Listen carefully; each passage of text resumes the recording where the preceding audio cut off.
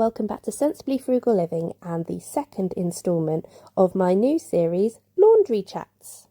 As I said in my last video, we're going to be talking about the rental market, the crazy rental market.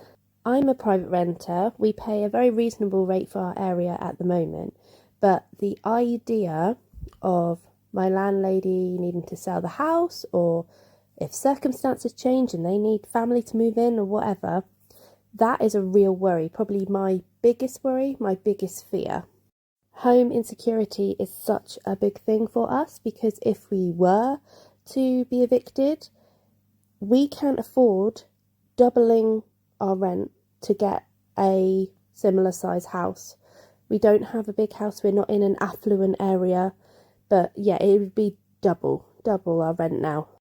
For reference, I live in Cornwall, and the amount of people being emergency housed at the moment is crazy, because what we're finding is landlords are turfing renters out using the Section 21 no-fault evictions, and they are hoiking the rent up because the rent should only go up once a year normally, and it has to be a fair and realistic amount for the rents locally.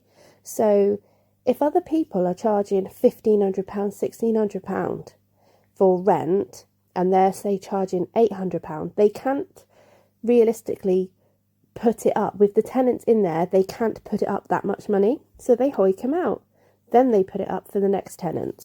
That terrifies me. My landlady has been very fair, and she's a very nice lady, and she keeps reassuring me that they're not selling up, that we're safe here. We've been here for 14 years now, but there has been a change of landlord due to death, and but they're very nice people. But you can tell me that till you're blue in the face. My home insecurity is still going to be there because this isn't my home, and they're within their right to sell their house or move back in. So I have family that are currently about to be emergency housed, and they've basically been told, you stay in your house until your eviction date, otherwise you're making yourself homeless and we won't help you. And then they could be housed anywhere, hotels, caravan parks, miles away from where they currently live, miles away from their jobs. It's really bad, the housing crisis at the moment, and the councils just don't have enough houses to house everybody. So what are they doing about it?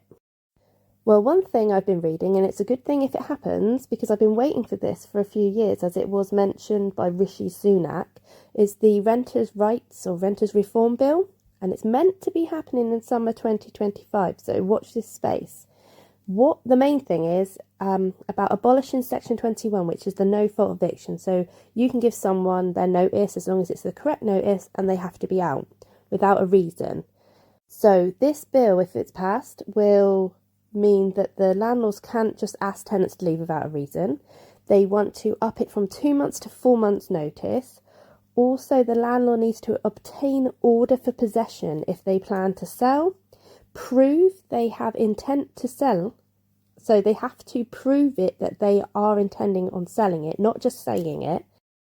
I think tenants also benefit from a 12-month period from the start of their contract where the landlord can't evict them to sell the property or to move in themselves, if that makes sense.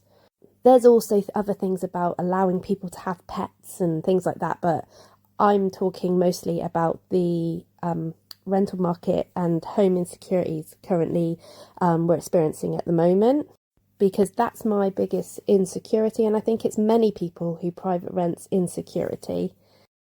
I know there's landlords out there that are absolutely going to hate this, and if you have dodgy tenants, I do feel for the landlords, but it's the good tenants, the ones that pay on time, the ones that look after the property and maintain the property, they're getting hoiked out for higher rents. Well, I'm sorry, if you get a dodgy tenant in after that, tough.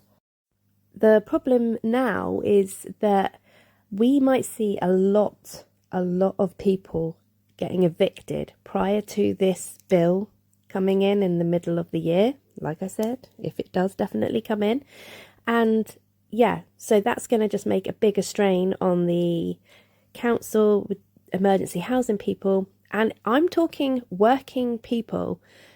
If this happened to us and we had to be emergency housed. We're two working people who cannot afford the rent prices currently for a 3-bed house, which we need. We wouldn't want to be emergency housed. We wouldn't want to go into a council house when we can rent privately like we're doing now.